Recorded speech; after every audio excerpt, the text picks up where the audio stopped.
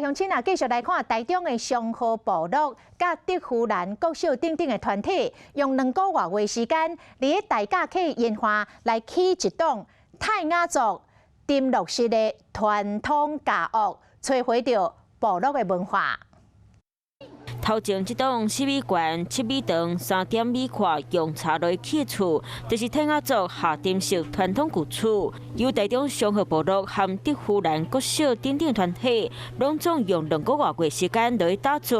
老人家，我们的父母亲、阿公阿嬷，他们住的地方真的是很有智慧。建筑团队讲，若拜访真侪位当地部落是大人，嘛且当时林管处提供材料，可以让打造和过去同款的传统旧厝。我可能没有办法讲出它很深的底蕴，但是至少我们身为不同族群的人，我们可以互相学对方的文化。